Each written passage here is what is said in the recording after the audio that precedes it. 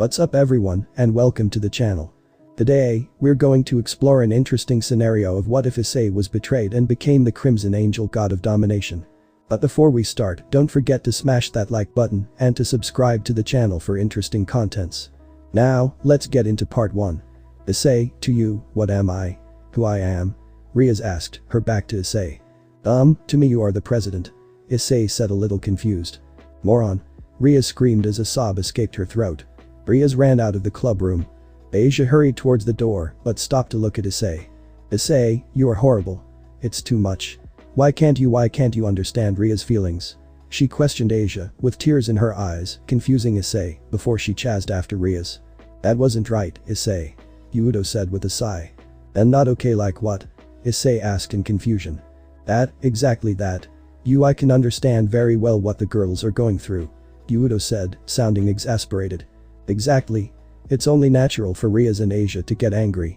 Akeno scolded, sounding angry as well. Even I, who am dense on this kind of thing, thought you were a little discouraged, Issei. Zenobia replied. Moo. Issei, it sure is a no-no. Poor Riaz. Irina added, sounding crazy too. You're the worst. Kaneko said with a cold voice. Issei, meanwhile, was completely confused and had no idea why everyone was looking at him with such disappointment and anger. I don't understand, what did I do? Issei thought before addressing Gasper. Hey Gasper, am I really bad here? Issei asked desperately. Gasper looked somewhat uncomfortable, but responded nonetheless. Yeah, I think you're really bad. Gasper said timidly, making Issei fall to his knees. This is my and my mother's fault, right? I'm sorry. Ravel said, making Issei look at her strangely. How's it your fault, Ravel? Issei asked him. Akeno approached Ravel and put her hands on her shoulders. This is not your fault, Ravel. Issei is the most guilty here because he never tried to think about the crucial thing between Riaz and himself until now. Akeno said kindly, making Ravel perk up. The atmosphere was so tense, Issei couldn't stand it and left the room abruptly, receiving some surprised expressions from those in the club room. Do you think he'll go to Riaz and fix things? Hyudou asked curiously. I hope so, Riaz looked crushed. Akeno said. I just don't understand why Issei keeps acting like this. Zenobia said with a sigh. Hopefully, Issei-senpai will fix everything. Gasper said hopefully. Line break. I don't understand, why was everyone so angry with me, what did I do? Issei thought as she clenched her fist. I can't take it anymore, this feeling of not knowing if the president loves me or not, if all the girls love me or not, or if Issei thought before a face appeared in his mind. Will you die for me? Issei tightened his chest as he entered his house. His parents were shopping. His new house required a lot of supplies after all. Issei laughed dryly. That's all I was to them, the prized Red Dragon Emperor, someone to show off in front of others, but never be honest. The thought of Issei, the pain of that thought, made him raise his eyes. Well, no more. I know it wasn't a best idea to continue being such an open pervert. I love tits, but none of them seemed to take me seriously for that. Issei thought, remembering the verbal assault she had just taken upon entering her room. No more. I can't do this anymore. Issei screamed internally as she began to cry. The feeling of not knowing, the feeling of fear, that feeling of uncertainty. Issei thought as she closed her eyes tightly. Will you die for me? No more. Issei whispered as he quickly packed a backpack with everything he needed from her room before heading to the kitchen. No more. Issei muttered sadly as he grabbed enough food to last a few weeks. No more. Issei said as she closed the door behind him and dropped the key on the mat. No more. Issei shouted as a red glow suddenly encompassed his being and a magic circle appeared beneath him. An enormous amount of energy erupted from Issei's form, so strong that everyone in Kuo felt it, even those who were not magically conscious. Will you die for me? Ragurahariaya. She roared Issei in agony before she disappeared in a burst of red energy. Line break. Kiba-senpai. Gasper said sheepishly, sometime after Issei had left the club room. What is Gasper? Hyudou asked. Was it fair for all of us to talk back to Issei-senpai like that? Gasper asked. What do you mean, Gasper? Hyudou asked. Well, he seemed really confused. Ravel added timidly. You're right, Issei seemed really confused, but why? Added Zenobia. Do you think we were too hard on him? Irina asked. Well, Issei needs to understand how Riaz feels, it's important for all of us too. If Issei can't admit his feelings to Riaz, then how is he? Oh no. Akeno said, suddenly coming to realization. What is Akeno? Hyudou asked curiously. Issei couldn't admit his feelings to Riaz. That was it. Akeno shouted in realization. What do you mean? Irina asked.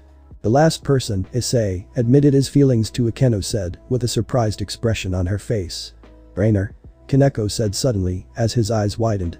Hyudou's eyes widened at this. Of course, how could we forget that? Kiba shouted in horror. What do you mean? Who is Rainer? Irina asked curiously. Issei's first and only girlfriend, one he confessed his love to, but she was a fallen angel, and she killed him for the boosted gear. Akeno said sadly. So, do you think that's why he can't admit his feelings to anyone, not even Rias? Zenobia asked. Poor Issei-senpai, what have we done? Gasper groaned. At that moment an enormous wave of power was felt, along with a roar of pain and anguish. Is that it, Issei? Oh no, quickly. We have to go find him. Akeno shouted, before everyone ran at the sound of the voice. Line break. Rias was crying in a bathroom, her eyes swollen and swollen. Rias, are you okay? Asia asked kindly, as she entered the bathroom and saw Rias at the sinks. Oh, I'm fine, Asia. What are you doing here? Rias asked sobbing. I came to check on you, I mean, Issei isn't being very nice to you right now, which doesn't seem like him. Asia said timidly. Well, I don't know what to tell you, Asia. I can't get a straight answer from Issei. Rias said sadly, sobbing. I'm sure he loves you, Rias, he would do anything for you. She said Asia comfortably, as she walked towards Rias and patted her shoulder. I don't know anymore, it was easy at first, he was a straight pervert who loved breasts and said mine were the best. He fought tooth and nail to save me from Riser and any other threats. Rias said fondly with a hiccup. I still remember when Issei met me. She was so kind and honest, almost childish. Asia said with a smile. Yes, I remember when he first woke up next to me, he was so nervous. He commented the deed with a small smile. And I remember how she cried for me and called me her friend even when I was dying in her arms. Issei wanted me to be happy. Asia said. The two remembered their moments with Issei for a moment before Rias remembered something. Although, after you died, he was heartbroken. His power increased dramatically, and he even took down that fallen angel alone. I was very proud of him. Rias said. Yes, I heard he defeated Rainer, all because of me. Asia said fondly. They both smiled at this, before they both came to the same conclusion. Rainer? The two screamed, before feeling an immense wave of power, and a loud pained roar of anguish that actually shattered the mirrors in the girls' bathroom. Oh no, quick. Asia, come stand next to me. Rias shouted at Asia, who obeyed, before a large circle of red magic appeared beneath the two. The two disappeared in a flash of red and appeared just outside the doors of the Hyudou house. The two ran towards the door before stopping at the doormat. Rias fell to her knees in shock, while Asia put her hands on her face and gasped, trying to hold back her tears. Moments later, everyone from the club room also arrived and saw both Asia and Rias crying. Akeno looked to see why they were crying, before she cried too. The rest of the girls did the same in turn, with Gasper also crying when she saw the doormat, while Kiba clenched his fist in anger trying to contain her sadness. There, on the Hyudou house mat, along with Issei's keys. There were 8 pawn pieces. Line break. But big brother, it's been almost a month. Rias cried in annoyance. I'm sorry Rias, but no one can find Issei. He expelled the pieces from it, and therefore it is not a deviation, but for the same reason, we have no way of tracking it. There's really nothing we can do also. I know it's not something you want to think about right now, but we've postponed the fight with Sererg long enough. You'll have to face him this week. Surzicha said gravely. Well then, it's your lucky day, right? Because I'm back. She said a voice, before a golden glow shone in the room, before Issei revealed himself. Issei was dressed in his school uniform, but he looked noticeably muffled than before. Her shirt and his pants were taut against his body now, and his face had thinned visibly, giving his features a sharper look. I am possible Issei. Rias said in shock.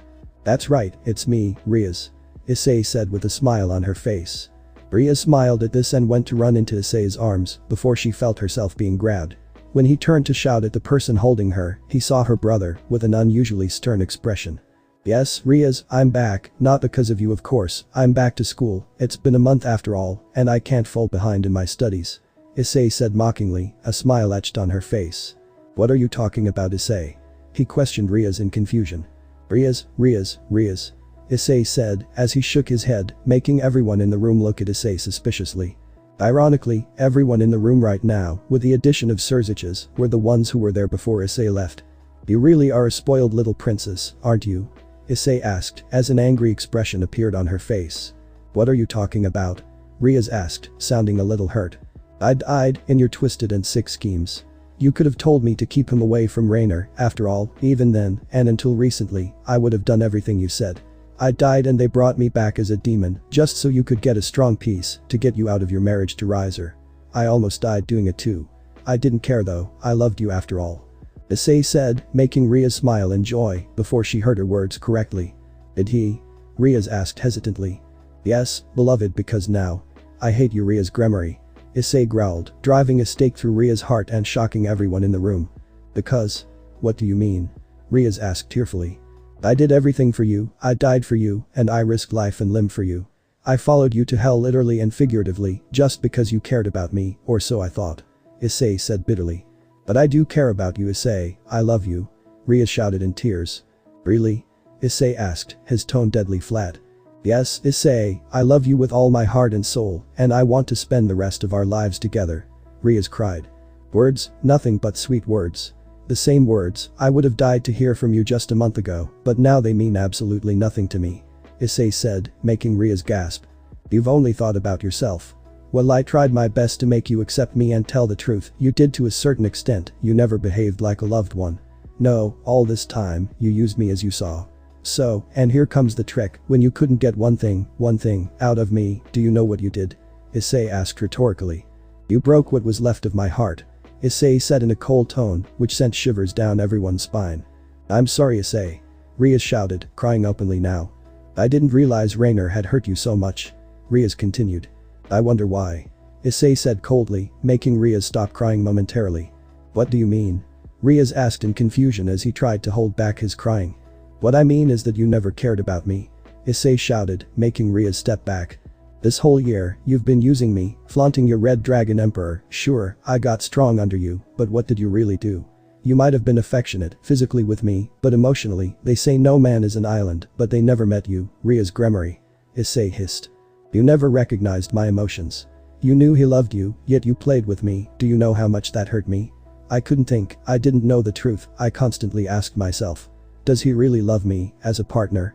So, no matter how many different occasions you had to cure the nagging doubt in my heart and mind, what did you do? Of course, make it all about you. You, Rias Gremory. Forget Issei. Who cares if Issei has deep-rooted emotional and trust issues, I just want him to say my name, because that means he loves me.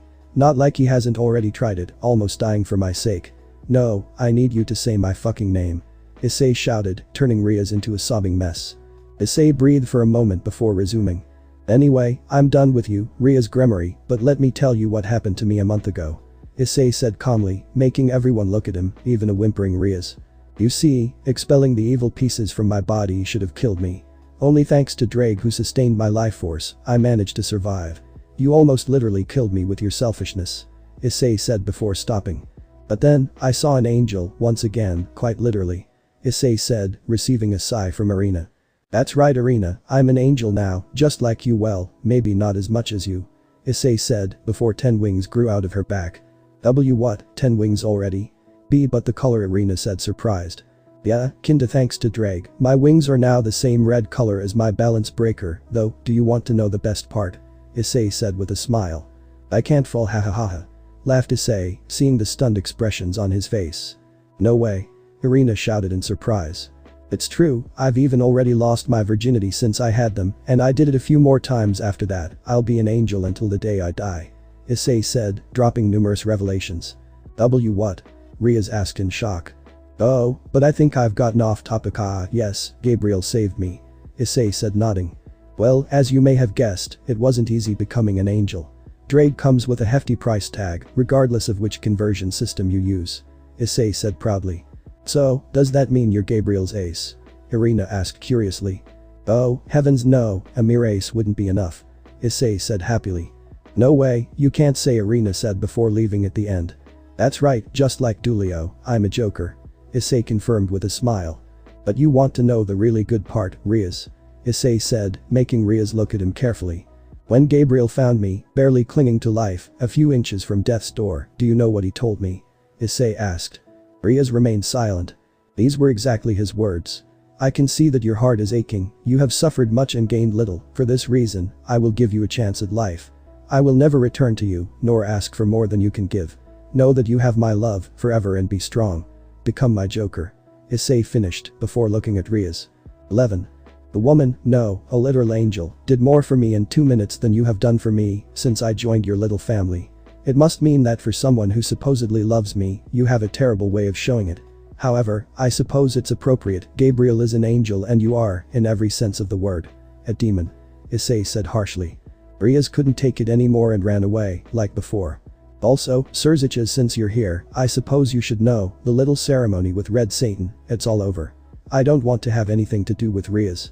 Also, you should know that I have agreed to have my Op-I Dragon rights go to my personal bank account. Issei said coldly. I understand, Issei, but don't you think you're being a little harsh?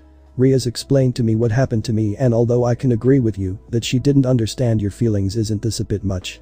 Surziches questioned. I suggest you wake up from your cis-con delusions and realize what a shallow person Riaz is. Issei said, making Surziches frown.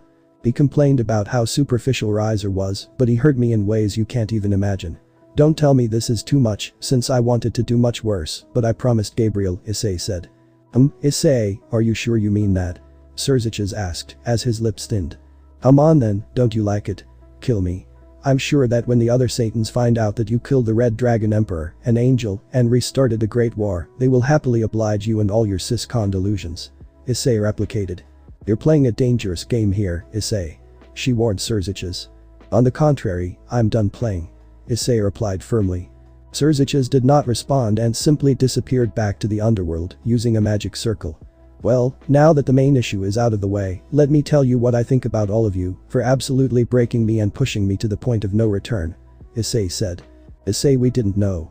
Akeno said, before Issei interrupted her. I'll deal with you last. Issei said harshly, making Akeno step back. First of all, Zenobia and Irina. Zenobia, you yourself said that you were dense. I guess that was correct, since you were so dense that you didn't realize how much pain he was in. Irina, for a supposed angel and a supposed childhood friend, you suck at both roles. Issei said sternly, making them look down, embarrassed.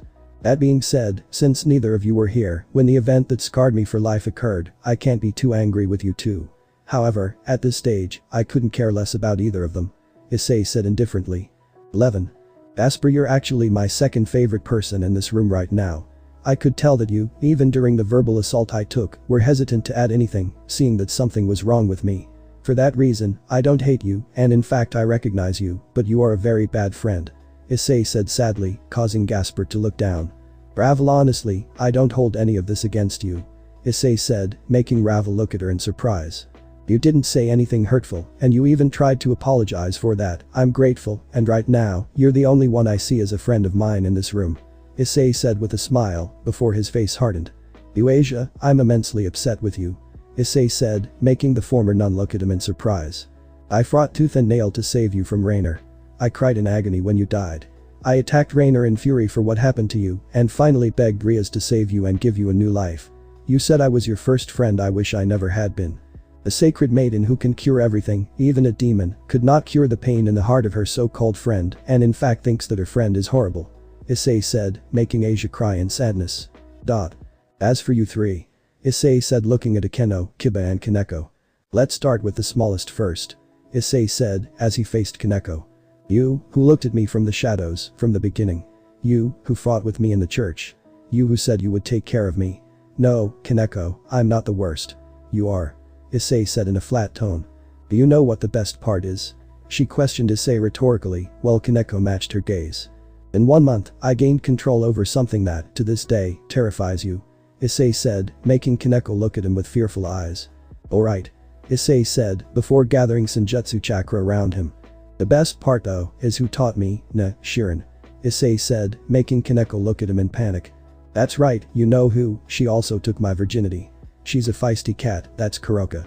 Issei said, surprising many. Now for you, pretty boy. Issei said, looking at Hyudou. You can understand what the girls are going through, huh? Issei said darkly. Issei, we didn't know, Hyudou said weakly, before Issei interrupted him. Crap. You, of all people, someone who was harmed as badly as a child couldn't see the pain he was going through. All you could see was what that titled little princess felt. Issei said, making Kiba frown. Issei, that's not fair. Hyudou said. It's fair because it was totally fair for everyone to become like this, huh? He questioned Issei, spitting out the word fair angrily, before turning to Akeno. And now you. Issei said, to a slightly scared Akeno. You, someone who had trouble with fallen angels your whole life, couldn't you see my pain, a pain that I recently helped you overcome? Issei asked him. I'm so sorry, Issei. Akeno said, tears beginning to form in his eyes. Do you know what I don't regret? Issei asked coldly. I don't regret the fact that I can't fall at all, because if I end up becoming a fallen angel like you and that bitch Rainer, it might kill me. Issei said darkly. Will you die for me? Issei growled momentarily before showing his features. Well, anyway, that's all I had to say. Now, I think I'll go to class since I've already missed a lot. Issei said before she left the club room, closing the door behind him. What have we done? She questioned Akeno sadly as he wiped away his tears. We pushed Issei over the edge, it seems like we all turned towards him, it was too much for him. Hyudou said sadly. Do you think he'll ever forgive us? Asia asked, eyes swimming with tears. I don't believe it. Hyudou said gravely. Scene change. Baroka swung her legs lazily over the arm of a large red chair, the rest of her curled up against its back. She was humming lightly, which made Volley look at her after a minute or two. You seem surprisingly cheerful, Kuroka. I mean more than usual. Volley said. Naya. Oh, I guess that makes sense, I'm finally on my way to achieving my goal, Naya. Kuroka said playfully. What goal? Volley asked. To bring back the Nekomata race, of course, Naya. Kuroka said happily, still swinging her legs happily. Right now? With who? Volley asked, genuinely curious, since he knew Kuroka would only accept a strong partner. You're so funny, Volley, you're opposite of course. Kuroka said with a giggle. I didn't think he had it in him. Volley commented with a raised eyebrow. Well, recently, I had it in me, Naya. Kuroka purred lustfully. I must say, I'm surprised. Volley said disinterestedly. Naya. You didn't even get my hint, Naya. Kuroka said with a pout. What clue? Volley asked absently. When I said I was your opposite, I meant it in more ways than one. Kuroka said seriously. Really? I know he has the red dragon, but why does that make him my opposite in more ways than one? Volley asked, drawing his attention back to Kuroka. Just think about it, Volley Lucifer, Naya. Kuroka joked, stressing the word Lucifer. Volley paused for a moment and pondered this, before looking at her with a raised eyebrow and a slightly disbelieving expression. You can't be serious. Volley said. Naya, he really is an angel, and also a dragon. Kuroka said in her sleep. The energy coming from him was irresistible, and best of all, he was perfectly fine because I was a demon as well as a deviance, and he gave me exactly what you don't want, Naya. Kuroka said happily. An angel would not fall, having impure thoughts, not to mention sex with a demon. Volley consulted with interest. Well, as it turns out, he can't fall. I think we figured that out the 8th time we did it, Naya. Kuroka said thoughtfully. I see how interesting. Volley said. Oh, and not only that, since we did it a lot while I was at it, I even restored the life force he lost from when he entered Juggernaut Drive a while ago. Kuroka added happily. Anything else? Volley asked curiously. Well, I also taught him Senjutsu and he learned it really quickly. Especially since every time he showed reasonable improvement we did it again, Naya.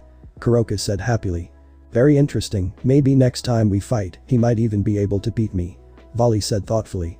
Well, as long as he keeps hitting me with his not-so-little dragon afterwards, I don't care. I'll have a hard time getting pregnant outside of mating season, but at least I can get a lot of practice in. Kuroka purred in anticipation. Line break. Gabriel, are you sure this was the right thing to do? Michael asked, already having had a rather tense conversation with Surziches. Of course, Michael. The voluptuous curly blonde seraph, daughter of the biblical god, Yahweh, known as Gabriel, responded. We couldn't just let the Red Dragon Emperor perish like this, and his heart was in so much pain. I had to help him. All he ever wanted was someone's unconditional love, so I gave him mine. Gabriel said kindly. Well, you have a point, losing Issei would have been disastrous, and the boy has a pretty pure heart, whether that's for the best is debatable. Michael said with a smile, which made Gabriel laugh. Well, I don't know about that.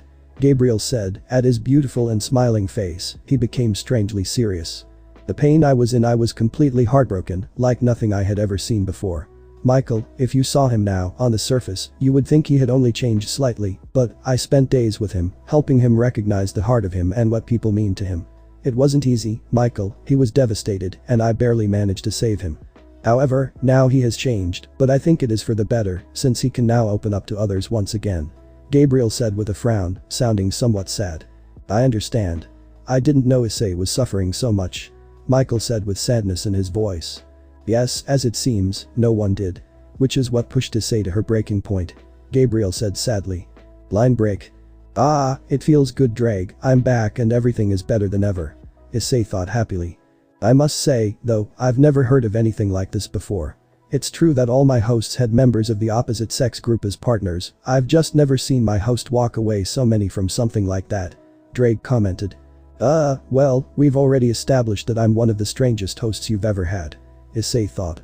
True, but with your natural lust and perversion, I could never have seen something like that happen ever. Drake admitted, sounding sincerely surprised. Will you die for me? Issei frowned slightly before answering. People change, Drake. Even you, after so many years, have changed. Issei thought before finally reaching her classroom. I returned. Issei shouted as he opened the door and entered the room, making everyone gasp. Hyudou, where have you been during the last month? The teacher questioned. He had an average appearance of average height, brown eyes, brown hair down to his shoulder blades, and a fairly slim figure. I've been on a journey of self-discovery. Issei said. Whoa, Hyudou got taller. One of the boys from Issei's class commented. I see, in any case, it's good to have you back, but you can take a seat so I can continue the lesson. The professor said sternly. Of course, excuse my disrespect. Issei said as she gave him a charming smile. Is that really Hyudou? One of the girls in the class asked as Issei walked to her seat. The rest of the class proceeded without any fanfare, except for the occasional students glancing at Issei. After class was over and the teacher had left, Issei was quickly surrounded by Motohama and Mitsuda. Where have you been, Issei? Motohama asked as his glasses glowed. Yeah. At first, we thought you were stuck in your bed or something. Mitsuda said, glancing with disgust at some of the girls sitting nearby. That's gross. Murayama shouted. Don't worry. You don't understand the pleasures of the flesh. Motohama replicated. Haha, oh, that's funny. Issei said, making the few people around him, Ikakiryu, Murayama and Kadis, look at him strangely, along with Mitsuda and Motohama. What do you mean, Issei? We are brothers in the knowledge of the flesh. Mitsuda shouted, his shiny bald head glistening. Yes, but have any of you had sex? Issei asked bluntly, earning a small blush from Murayama and Kadis, while Kiryu watched with interest as the two perverts hung their heads momentarily. Hey. You neither. The perverted duo shouted, which only made Issei laugh. I wouldn't be so sure. Issei joked in a sing-song voice, making those around him gasp. No way, Hyudou had sex. Kadis said in disbelief. I wonder if that's why he became so fond of it. Murayama whispered. Oh? Great talk, but where's your proof? Ikakiryu asked as she looked at Issei with a smile, causing some of her surrounding classmates to hear the conversation and turn to face Issei. Well, other than the fact that I did it before coming to school today and I didn't have time to shower, so you can practically smell it on me. Issei said, making the five of them gasp. Why don't I give you some physical evidence?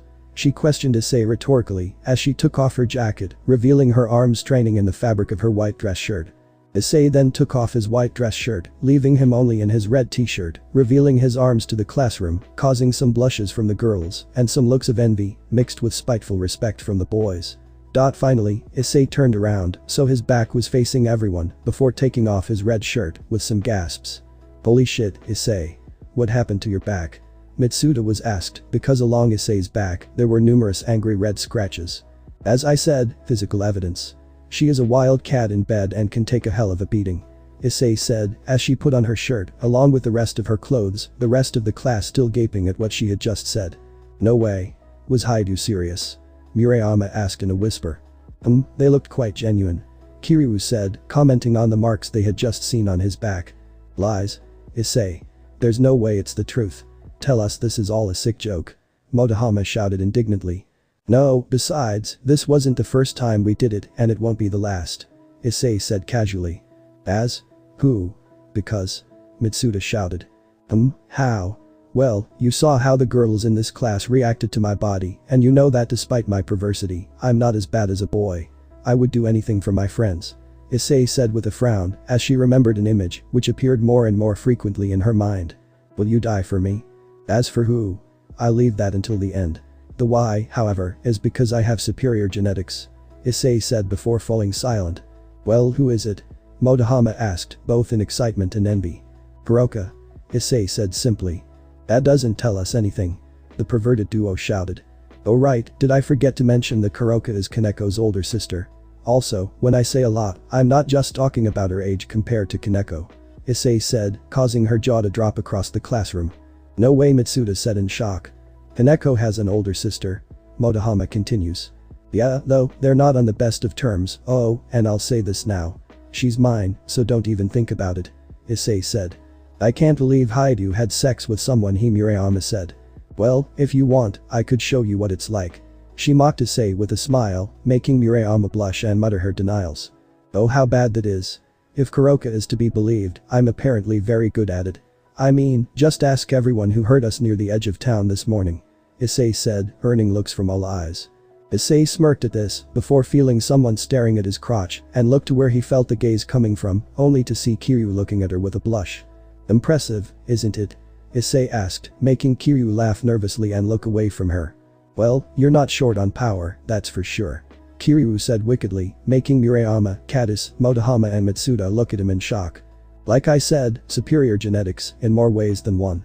Issei said with a smile, causing Murayama and Katis to blush slightly at the implication, while Mitsuda and Motohama hung their heads in shame and envy. Issei was walking home after the school day. Not the Hyudou residence, which had been taken over by the members of the Occult Research Club, but rather, her apartment. Yes, his apartment, not a single room, but an entire apartment that he had bought, with Kuroka's help. It seemed to be wrong, it really paid well. It wasn't particularly big, but it wasn't small either. 3 separate floors, with 2 rooms on each level. Each room is the size of a small 1-bedroom house, complete with kitchen and bathroom. Issei walked up the stairs to his room, which was the room on the right, on the 3rd floor. Issei took out the key from him, opened the door and saw, perhaps the only person he was most conflicted with, sitting on his couch next to the small coffee table. Issei, said Azazel, the leader of the fallen angels. Issei frowned slightly, before entering his room and closing the door behind him. What are you doing here, Azazel? Issei asked in a clipped tone. Oh, such an interesting answer. I expected you to curse me. Azazel confessed honestly with a smile. You are, perhaps, the only person I haven't decided yet. Issei replied, as he walked towards the small kitchen and filled a glass with water, which she drank briefly. Oh, and why is that? Azazel asked curiously. You have helped me a lot. It is thanks to your help that I have truly become stronger as a person. Even your perverted input was interesting at times. You weren't wrong about Gabriel. Issei said, as he placed his cup on the kitchen counter, while Azazel simply watched him with interest from his spot on the couch. Yes, I heard that you had been reincarnated by Gabriel. As interested as I am in how it was possible, I'm quite envious of the relationship you have with her now. Honestly, she would give my other arm a chance like that. Azazel said jovially. Yes, other than that, Issei said, before he heard that same voice in his head again. Will you die for me? On some level, I hate you. Issei said, as he picked up the glass from him, swallowed the rest of the water and walked over to Azazel, looking at him from across the coffee table. That's what I expected from you, to be honest. Azazel said, nodding. I respect you, as a sensei, as someone who has knowledge about sacred gears, as a strong fighter, but you are a really shitty leader. One who can't keep his subordinates in line. Kakabiel, the angel of stars, for example. Issei said bluntly. Is it really Kakabiel you're upset with, Issei?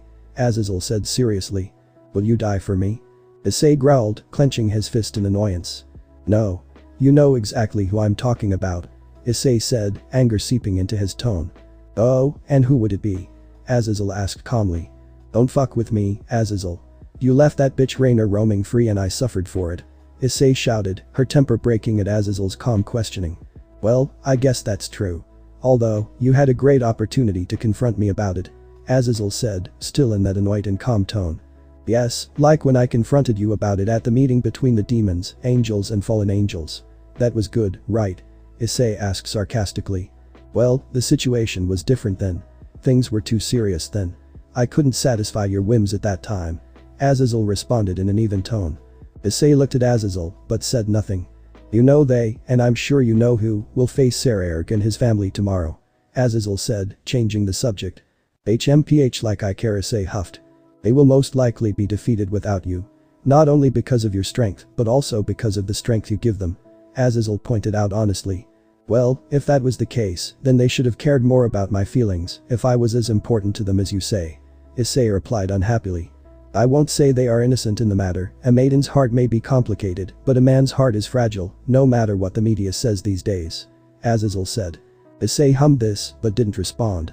Although, don't you think you're being a little unfair to them? Azazel asked. Funny, Surziches asked me almost the same thing now that I think about it. I bet he definitely contacted you and Michael after I confronted him and them. Issei said calmly. Did. Azazel confirmed. In that case, I shouldn't need to repeat myself, but I will, just in case you missed the note. Issei said, stopping briefly. I wanted to do much worse, but I promised Gabriel otherwise, and also, I'm playing, that goes for you too, Azazel. Issei said firmly. Oh, I see.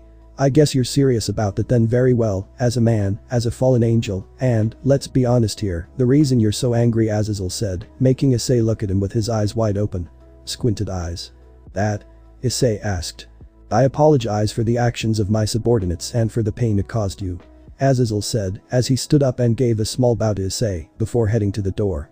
Just before Azazel had reached the door, Issei spoke to him. I'll be honest here, I acknowledge your apology, but I don't accept it. Issei said, making Azazel turn his body around to face him again. Also, I should point out that despite it being your fault to begin with, if they had cared about me and understood the pain in my heart, we wouldn't be in this situation right now, and they wouldn't be headed for their imminent defeat at the hands of Sererg and his nobility. Issei continued. Azazel nodded stiffly and turned around before Issei said one last thing.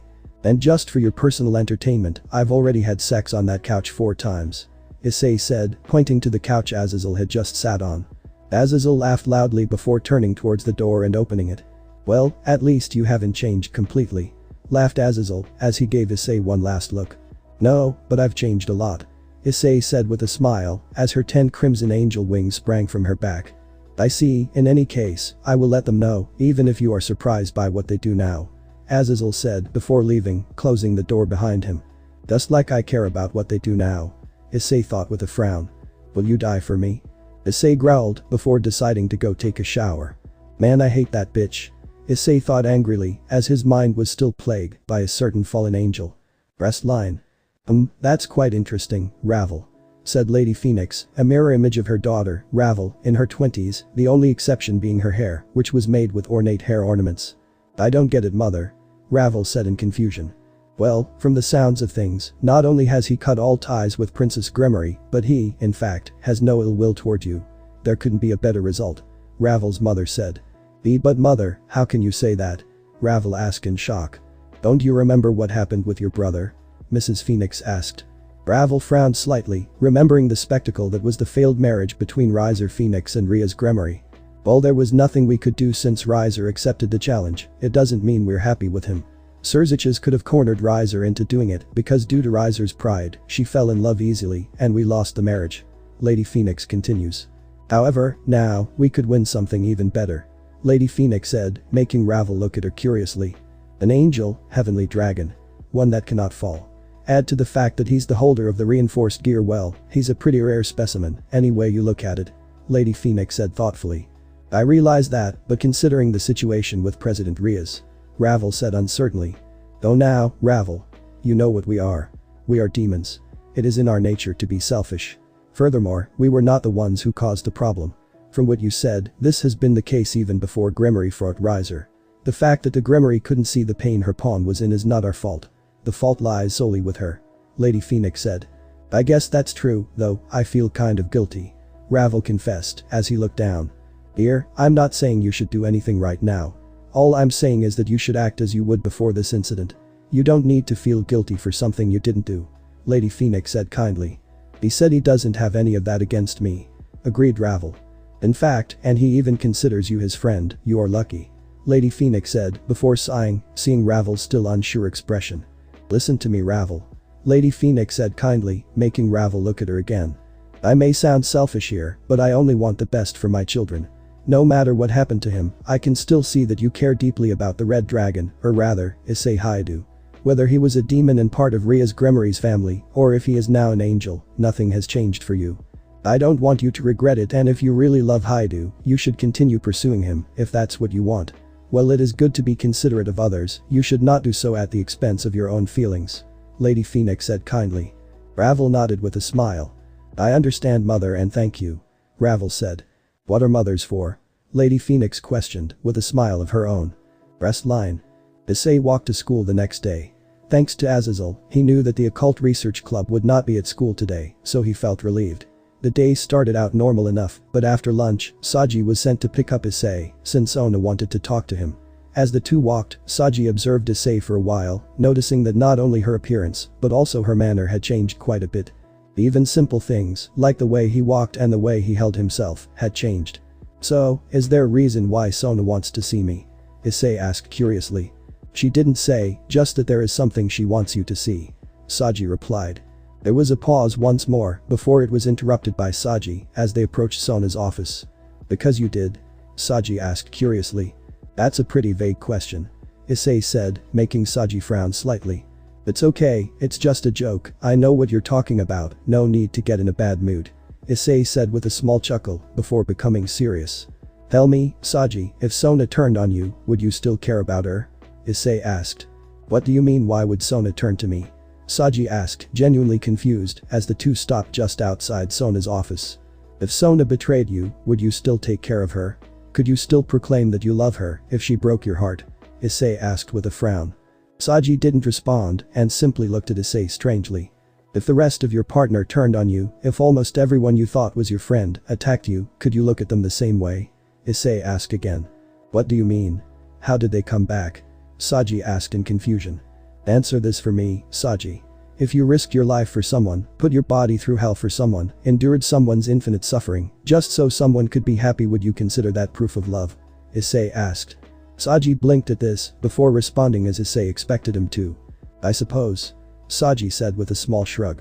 "Well, apparently that wasn't enough for Ria's Gremory, who seemed to think that everything I did for her wasn't enough to prove that I loved her," Issei said before opening the door to Sona's office. Sona looked at Issei with a frown, but she also had a hint of surprise in her eyes. Based on that look, I guess you must have heard what I just said to Saji," Issei concluded. "Yeah," Sona replied dryly. "Do you disagree?" Issei asked. Sona looked at Issei for a few seconds before shaking her head. "No, I guess you have a point. Rias is my friend and I want the best for her, but I can't even deny that she made a mistake here," Sona said coldly. "Well, in any case, what did you want?" Issei asked after a moment. "Although you are no longer part of her peer, I think you should at least watch her fight Sererg," Sona said as a small screen fell behind her. Issei blinked at this before sitting in the seat across from Sona and settling in to watch Sererg's pair and Ria's battle for supremacy. Now, the battle of the century is about to begin. "From the East Gate, it's Sererg Bale's team," said the announcer, who was greeted with roars of approval from the excited crowd.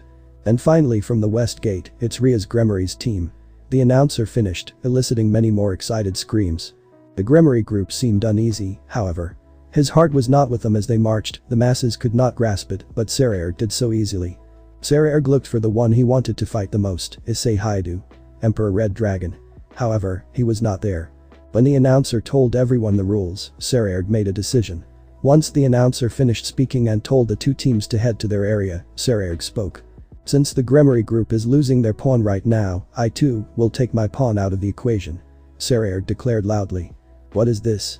the announcer asked before looking at the Gremory group closely.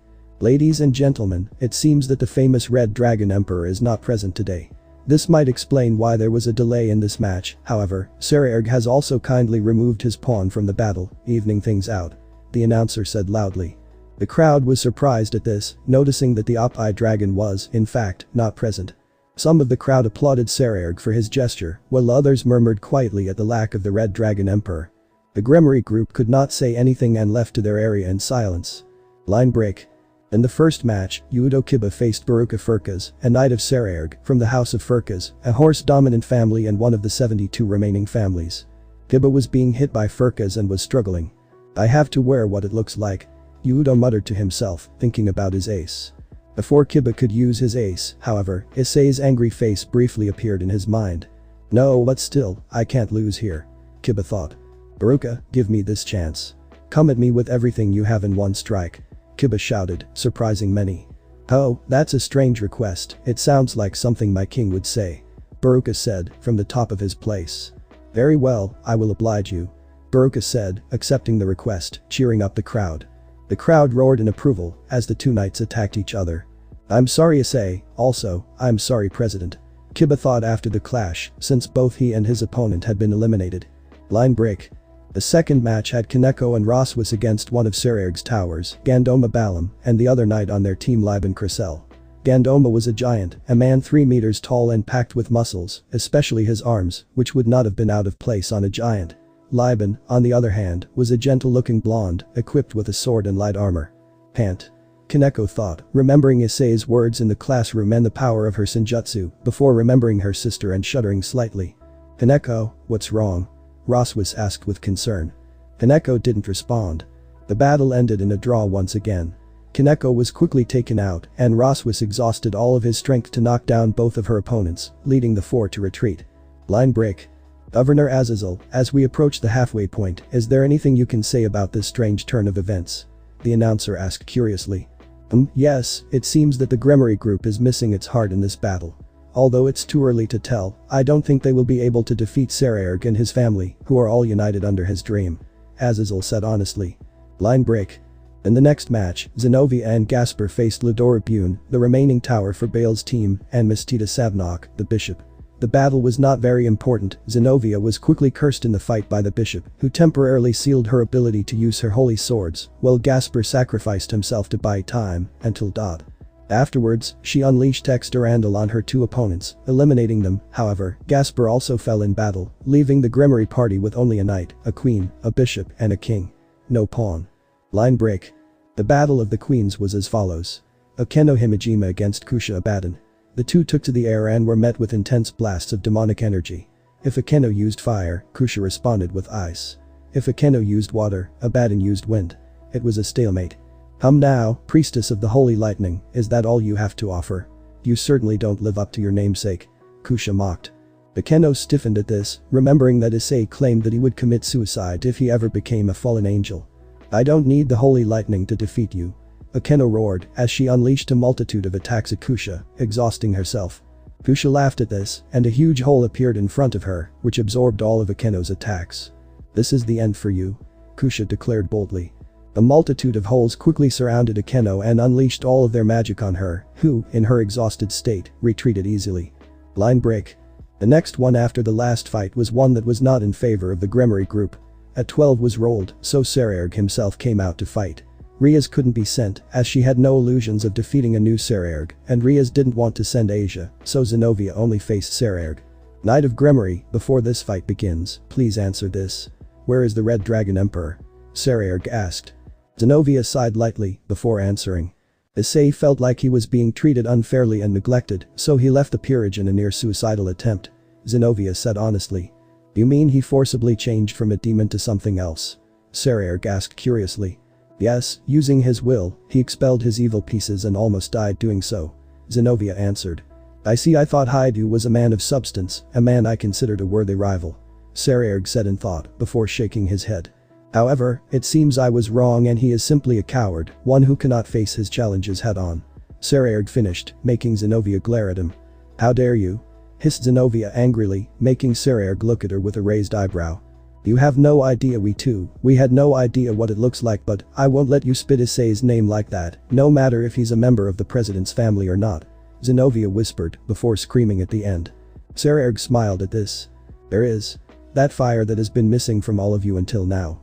Come, wielder of the holy sword, give me the fight that Hyudou will not. Sererg said defiantly, as a strange mark appeared on all four of his limbs. Shallow-lights began to erupt from Sererg's limbs, before the marks disappeared. A large explosion erupted from Sererg, the wind pressure from the explosion forming a crater beneath him. Sererg's body was now bathed in a white glow. It was Tauki.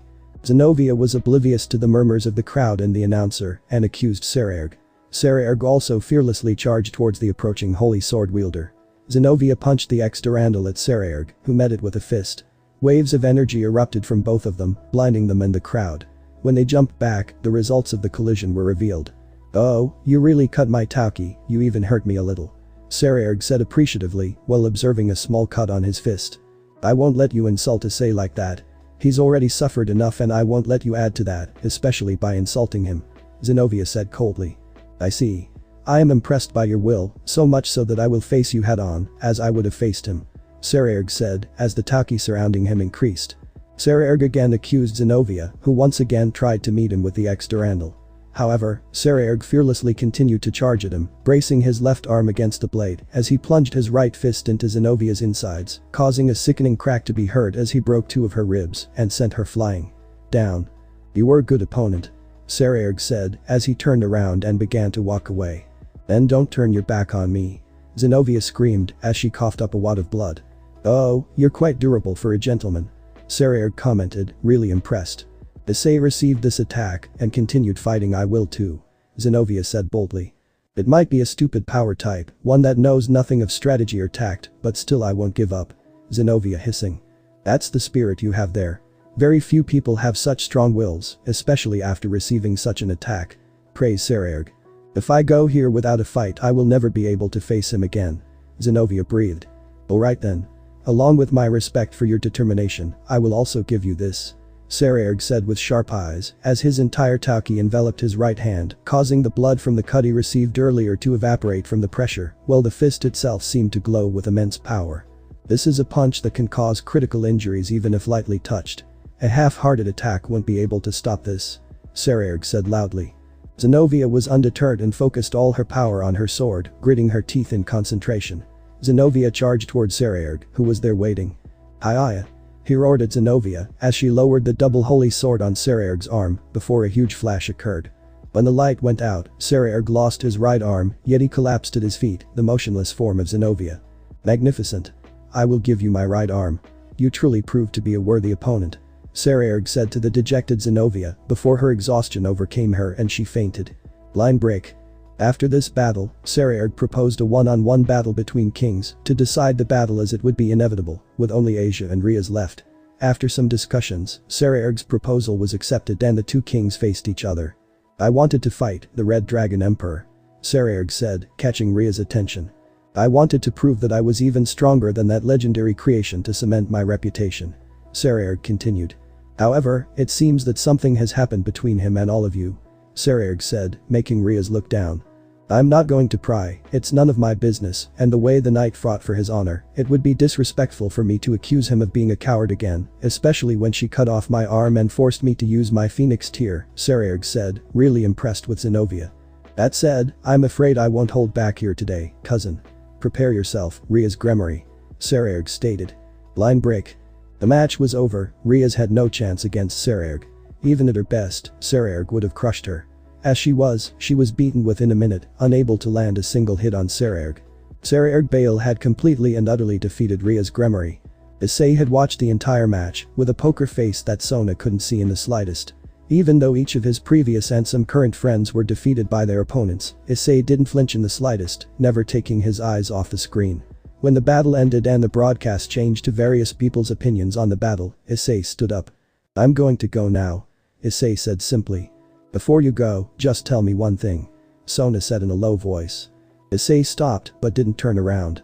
"Would you ever forgive them?" Sona asked curiously. Issei didn't respond and just looked at the door, leaving his back to Sona. After a minute, Issei turned his head over her shoulder and looked Sona in the eyes. "Maybe," Issei said before closing his eyes and turning towards the door. "Despite," Issei said, getting Sona's attention. "For some, there may be redemption. If I see them as friends again, it's completely different whether I forgive them or not," Issei said before walking towards the door. "However, some can be forgiven more easily than others," Issei said before she opened the door and walked out of it, closing it silently behind him. Sona stared at the door for a moment, studying it intently.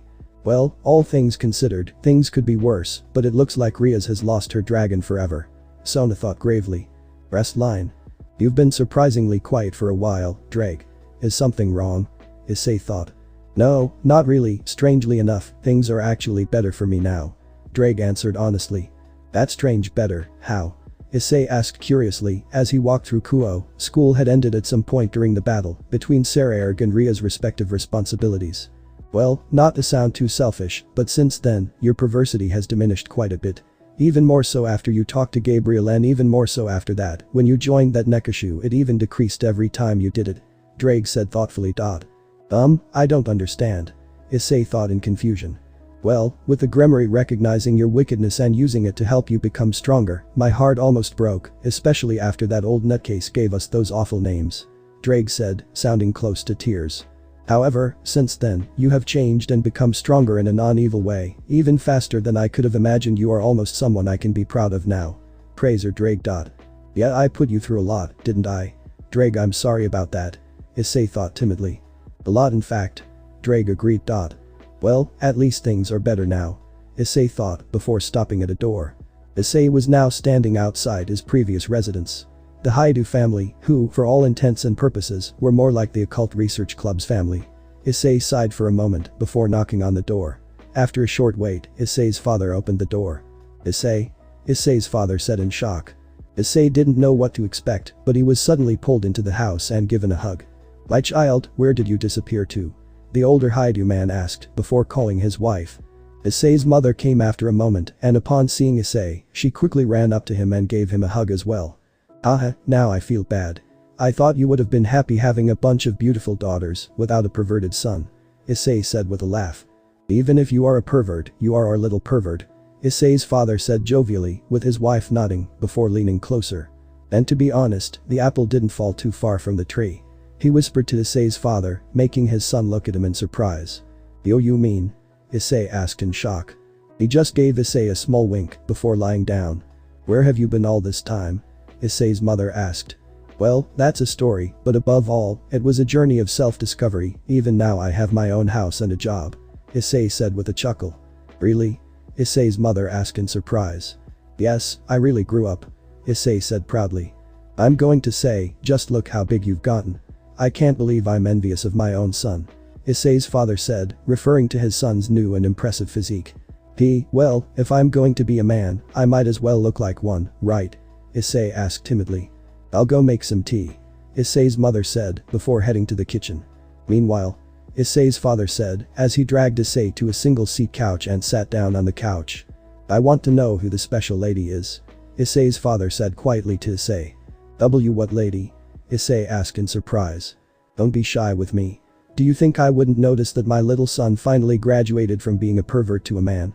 I bet that's where the new physique comes from. Issei's father said, making his son look away shyly. Well, it's someone new actually, Issei confessed. I figured. They didn't say anything, but a lot of the girls here have been pretty sad this past month. They tried to hide it, but being married for so long, it helps you learn when a girl is hiding something. I guess something happened between all of you. Issei's father said wisely. Issei was quite surprised at his father's foresight, but nodded.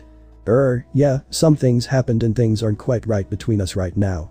It's also the reason I have a new place. Issei said sincerely. I see, pretty good about it. Tell me about this new girl. Is she stacked? Issei's father asked lustfully. Well, I can't deny that I am my father's son. Issei thought in amusement. Yes, she is.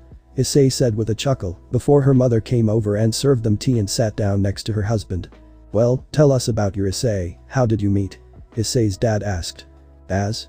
Issei's mother asked in surprise, to which her husband nodded. Well, it was interesting to say the least. Issei said with a nervous chuckle as she remembered finding Kuroka again. Flashback. Okay, I guess I missed Kuo badly. Issei said out loud as she looked around and found herself in a strange open meadow. There was a lush forest behind him with a small town in front of him, but something felt in Issei. It feels like I'm seeing something but it doesn't exist. She thought Issei in confusion before quickly jumping back to avoid an energy blast. Issei quickly summoned Drake, preparing to enter his balance breaker when he heard a voice. Naya Red Dragon Emperor, what are you doing here? Naya asked, a voice that Issei recognized. When the smoke from the attack cleared, a voluptuous woman in a black kimono was revealed to Issei. Accident. Issei said while lowering his guard a little. Naya, did you manage to find this place by accident? She questioned Kuroka in surprise. Yeah, what is this place anyway? Issei asked curiously, lowering his arm so that she was now next to him again, but not letting his guard down. Don't worry about it though, now that you're here, even if it was by accident, what do you say about giving me some kittens? Naya Kuroka proposed as she approached Issei until she was right in front of him and looked at him with narrowed eyes. 20. Would you love them? Do you love me too? Issei asked seriously. Of course. What mother wouldn't love her kittens and her mate? Purred Kuroka. Issei looked into her eyes for a moment, searching for the truth before closing his eyes and giving a small nod. Okay, why not? Issei said. Naya Kuroka exclaimed in shock as her eyes widened in surprise. What, were you kidding? Issei asked curiously. No, I just didn't think you would accept, Kuroka said, still in shock. Well, you were direct about it, so why not?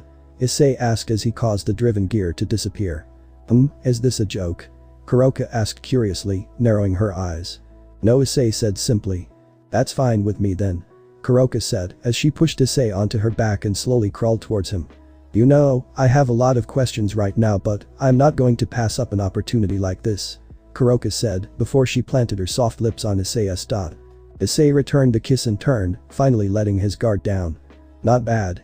I take it that wasn't your first kiss? Kuroka asked as she lifted her head back, breaking the kiss. Well, not technically, but that was the first time, as far as an intense kiss goes. Issei answered honestly.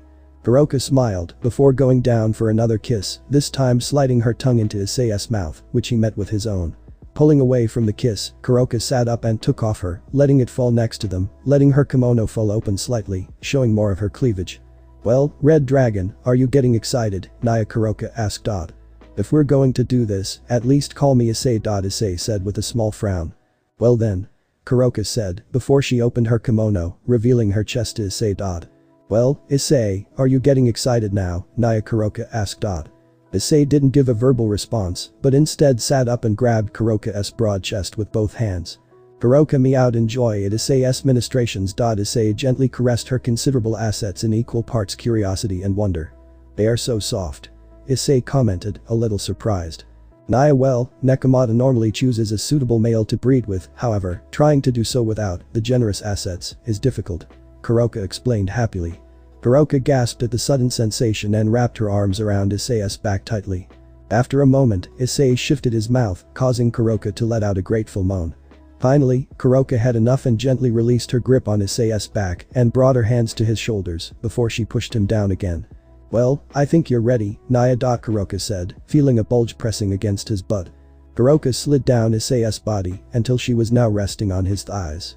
Playfully, Kuroka reached down and caressed Issei's lower abdomen before her hands reached for his belt. Using slow, deliberate movements, Kuroka untied her belt and removed it from Issei's pants. You won't need this for a while, Naya. Kuroka said as she dropped it next to his obi.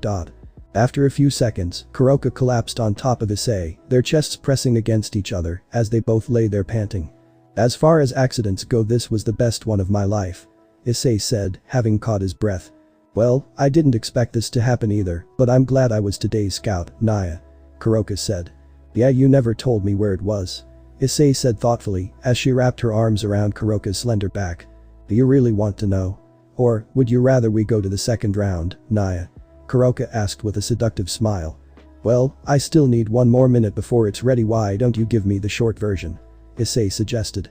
You are close to where I, along with the rest of Team Volley, are currently hiding. Kuroka said honestly. They won't come here, will they? Like if you don't report within an hour, they won't come looking for you, right? Issei asked nervously.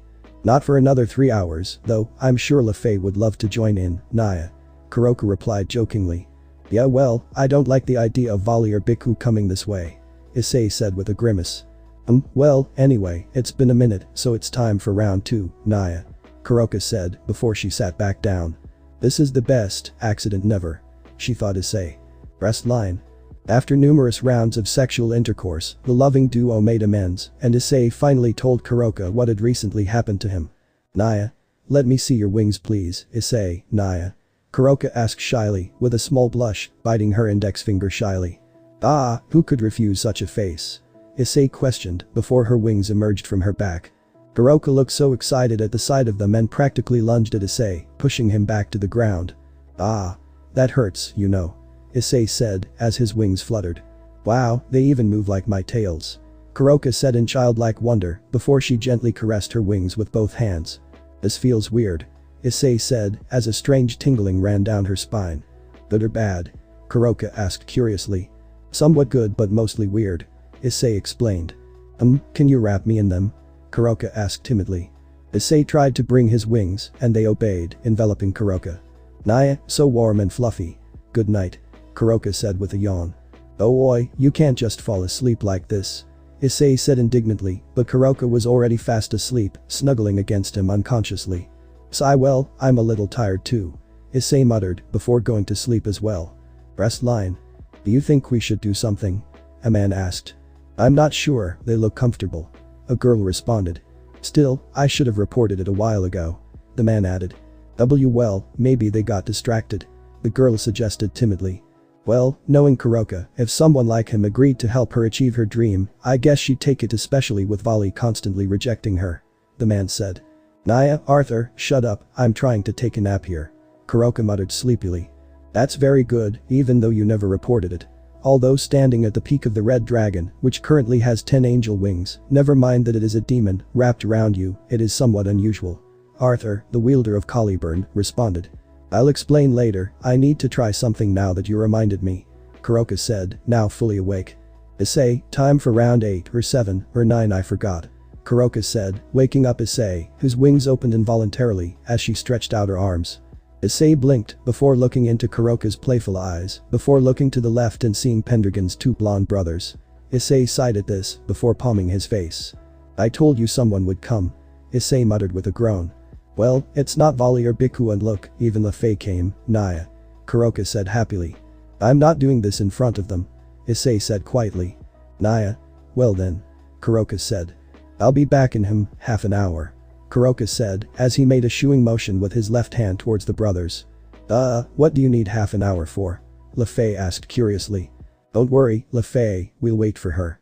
Arthur said as he turned and walked away from Nekashu and the dragon, gesturing for Lefei to follow him. After a brief pause, Lefei nodded, turned on his heel and left. Okay, round 8, I'm in charge this time. Issei said once they disappeared. Oh, taking charge, Naya. She quizzed Kuroka mockingly. Fine, but keep your wings out, I want to see something, Naya. Kuroka said. Issei raised an eyebrow at the strange request, before shrugging. The fact that, Issei said, making Kuroka smile. End of flashback. Well, I can say that I met her a while ago. However, I met her again about 3 days after I left here. Issei said, after snapping out of her memories. Really, how did it go? Issei's mother asked. Well, it was interesting, we talked mainly about what we had been doing lately. After a while, she recommended a place for me to stay, since I have a job, and she also offered to help. Since then she has been teaching me things, new ones, Issei said lamely. When can we meet her? Issei's father asked. Well, the truth is, she's actually Kaneko's older sister, and they're not exactly on the best of terms right now, so I don't think bringing her along is a good idea right now. Issei said uneasily, after all, Kuroka was a lost demon and demons lived here. I see. Well, hopefully, once they make up, you can introduce us. Issei's father said. Sure, why not? Issei said, with a slightly nervous chuckle. After talking a little more, Issei decided it was time for him to leave. Come back soon. Issei's mother said from the door, her husband behind her as they both greeted her son. I will do that. Issei said with a smile, before walking away. Well, isn't this nice? She got a girlfriend and everything seems to be going much better now. Issei's mother said. Yes, that's the reason. He thought perversely to Issei Hyudou's father. Well, that's it guys. Part 1 is over. If you enjoyed the part 1, don't forget to smash that like button and share this part with your friends. See you all in the part 2.